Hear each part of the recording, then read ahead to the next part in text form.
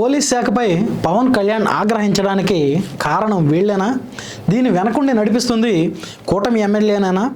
అయితే దీని మీద రిపోర్టర్ అడిగినటువంటి ప్రశ్నకు హోంశాఖ మంత్రి అనితా వంగలపూడి గారు ఇచ్చినటువంటి సమాధానం రిపోర్టర్కు ఇబ్బందిగా అనిపించిందా? అందరికీ నమస్కారం, వెల్కమ్ టు ఆంధ్ర క్రానికల్స్.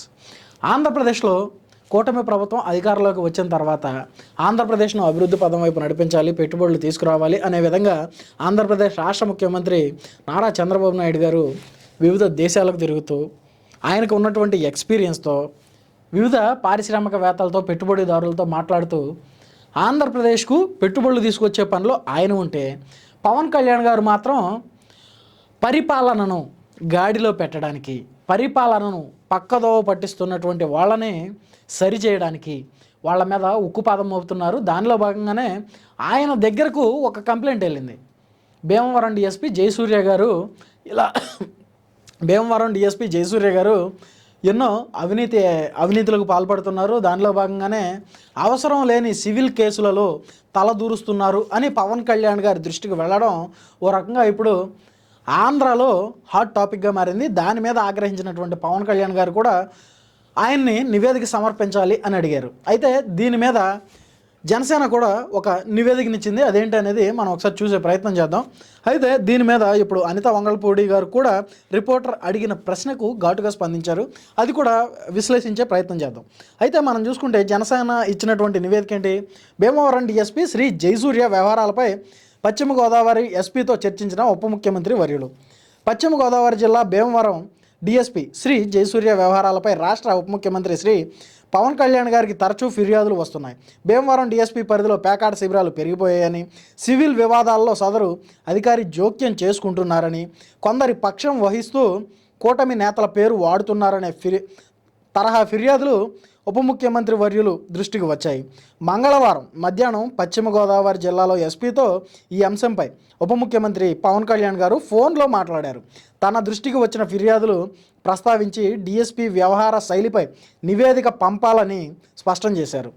అసాంఘిక వ్యవహారాలకు డిఎస్పీ స్థాయి అధికారి అండగా ఉండటాన్ని తీవ్రంగా పరిగణించాలని, పోలీసులు సివిల్ వివాదాల్లో తల దూర్చకుండా చూడాలన్నారు. ఈ తరహా వ్యవహారాలను కూటమి ప్రభుత్వం ఉపేక్షించదనే విషయాన్ని సిబ్బందికి తెలియజేయాలన్నారు. ప్రజలందరినీ సమదృష్టితో చూసి శాంతి భద్రతలను పరిరక్షించాలి దిశానిర్దేశం చేశారు.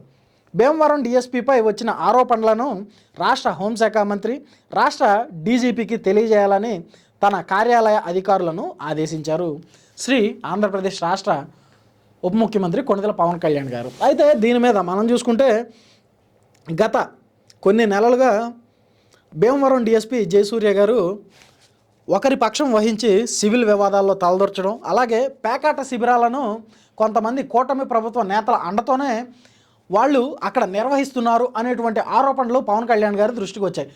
ఓ రకంగా ఓపెన్గా చెప్పుకోవాలి అంటే ఆ భీమవరంలో ఉన్నటువంటి నేతలు, కూటమి నేతలు ఎవరైతే ఉన్నారో ఎమ్మెల్యే అంజుబాబు గారు, ఆయన కూడా ఈ ఆరోపణలలో, ఈ అవినీతిలో హస్తం ఉందనేటువంటి గుసగుసలు కూడా వినిపిస్తున్నాయి. మరి అది ఎంతవరకు నిజం అనేది అయితే ఇప్పటివరకు బయటికి రాలేదు. దీని మీద ఆగ్రహించినటువంటి పవన్ కళ్యాణ్ గారు ఆ డిఎస్పీ జయసూర్యని నివేదిక ఇవ్వాలని, మీరు అసలు సివిల్ వివాదాల్లో తల దూర్చడానికి గల కారణాలు ఏంటి, మీ వెనకుండి నడిపిస్తున్నది ఎవరు, లేదు ముందుండి నడిపిస్తున్నటువంటి ఆ బిగ్ బాస్ ఎవరు అనేది ఖచ్చితంగా తెలియజేయాలని, కేవలం ఆంధ్రప్రదేశ్లో ఉన్నటువంటి భీమవరం ఒక్కచోటే కాదు, ఆంధ్రప్రదేశ్లో ఉన్నటువంటి అన్ని నియోజకవర్గ జిల్లాల డిఎస్పీల నివేదికను సమర్పించాలి అని పవన్ కళ్యాణ్ గారు కోరారు. దీనిలో భాగంగానే అనితా వంగలపూడి గారితో ఒక రిపోర్టర్ మాట్లాడుతూ, డిప్యూటీ సీఎం పదవి అనేది రాజ్యాంగబద్ధం కాదు, మరి అలాంటి రాజ్యాంగబద్ధం కానటువంటి డిప్యూటీ సీఎం గారు అలాంటి నివేదికను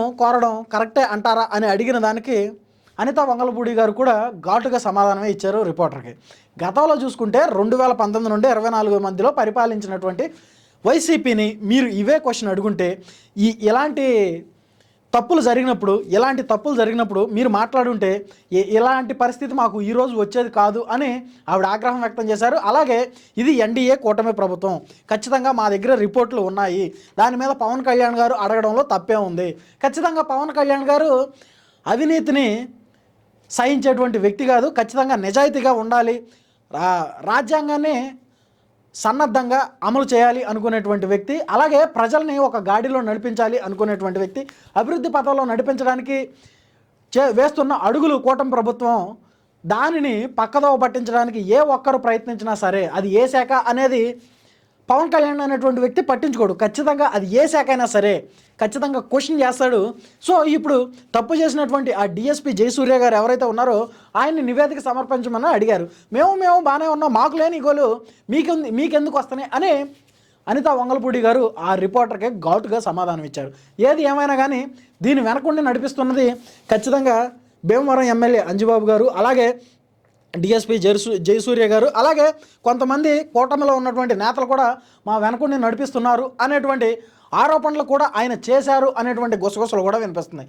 ఓ రకంగా ఓపెన్గా చెప్పాలి అంటే అవును, పవన్ కళ్యాణ్కి నేను చాలా సన్నిహితుడిని, ఆయన అండాదండలతోనే నేను ఇవన్నీ చేస్తున్నాను అనే ఆ జయసూర్య గారు చెప్పినట్లు కూడా సమాచారం. కానీ అది ఎంతవరకు నిజం అనేది అయితే ఇప్పటివరకు క్లారిటీ రాలేదు. ఏది ఏమైనా కానీ ఇప్పుడు పవన్ కళ్యాణ్ గారి దృష్టికి వెళ్ళింది అంటే అక్కడ ఎమ్మెల్యేలు సరిగ్గా లేరా, నేతలు సరిగ్గా లేరా, లేదంటే అక్కడ ఉన్నటువంటి పోలీస్ వ్యవస్థ సరిగ్గా లేదా అంటే ఓ రకంగా మనం ఆలోచించాల్సినటువంటి విషయం. ఎందుకంటే పవన్ కళ్యాణ్ గారి దృష్టికి వెళ్ళింది అంటే వీళ్ళెవరి దృష్టికి వెళ్లకుండానే డైరెక్ట్ పవన్ కళ్యాణ్ గారి దృష్టికి వెళ్ళిందా మనం ఆలోచించాలి. అలాగే మనం చూసుకుంటే కృష్ణా గుంటూరు జిల్లాల్లో కూడా ఇలాంటి తరహా పేకాట శిబిరాలే మరి దుమారం లేపుతున్నాయి. భారీ ఎత్తున ఈ పేకాట శిబిరాలు రాష్ట్రంలో కొలువయ్యాయి అనేటువంటి గుసగుసలు కూడా వినిపిస్తున్నాయి. ఏది ఏమైనా కానీ ఇప్పుడు పవన్ కళ్యాణ్ గారు ఉక్కుపాదం మోపినటువంటి ఈ పేకాట శిబిరాల మీద, సివిల్ వివాదాల మీద డిఎస్పీ జయసూర్య రిమాండ్కి వెళ్తారా, లేదా విఆర్లో ఉంటారా, లేదంటే ఊస్టింగ్ అయిపోతారా అనేటువంటి డౌట్లు కూడా వస్తున్నాయి. అయితే ఈ జయసూర్య అనేటువంటి వ్యక్తి గతంలో గన్నవరం నియోజకవర్గంలో డిఎస్పీగా వ్యవహరించారు. మనం చూసుకుంటే గతంలో గన్నవరం నియోజకవర్గంలో ఎమ్మెల్యేగా ఉన్నటువంటి మాజీ గన్నవరం ఎమ్మెల్యే వల్లభనేని వంశీ గారు ప్రస్తుతం ఎన్నో కేసులు ఆరోపణలు ఎదుర్కొన్నారు. దీనిలో భాగంగానే కొన్ని రోజులు జైల్లో కూడా ఉండి వచ్చారు. మరి ఆ కేసులు ఏవైతే ఉన్నాయో ఆ కేసుల్లో ఈ డిఎస్పీ జయసూర్య గారికి కూడా ఏమన్నా సత్సంబంధాలు ఉన్నాయా, ఈయనకి ఎంత హస్తం ఉంది అనేటువంటి గుసగుసలు కూడా వినిపిస్తున్నాయి. ఓ రకంగా కూటమి ప్రభుత్వం అధికారంలోకి వచ్చిన తర్వాత ఇప్పుడు ఎలాగో వల్లభనేని వంశీ గారిని లోపలేసేశారు. తర్వాత అవి అటు తిరిగి ఇటు తిరిగి ఎంక్వైరీల పేరుతో నా మీదకు వస్తాయేమో అనేటువంటి డౌట్తో ఇప్పుడు ఈ డిఎస్పీ జయసూర్య భీమవరం వెళ్ళి సెటిల్ అయ్యారా, అక్కడికి వెళ్ళినా కానీ ఆయన బుద్ధి మార్చుకోకుండా, ఆయన చేసేటువంటి ఈ అవినీతి మార్చుకోకుండా అదే తరహాలో వ్యవహరిస్తూ పవన్ కళ్యాణ్ గారి దృష్టిలో పడ్డారా, ఈ పవన్ కళ్యాణ్ గారు ఇప్పుడు ఎలాంటి చర్యలు తీసుకోబోతున్నారు, ఖచ్చితంగా పోస్టింగ్లు ఊస్టింగ్ అయిపోతాయా, లేదంటే వీఆర్లో కూర్చోబెడతారా, లేదంటే మరేమన్నా చేసే అవకాశాలు ఉన్నాయా అనేదైతే రాష్ట్రంలో సంచలనంగా మారింది.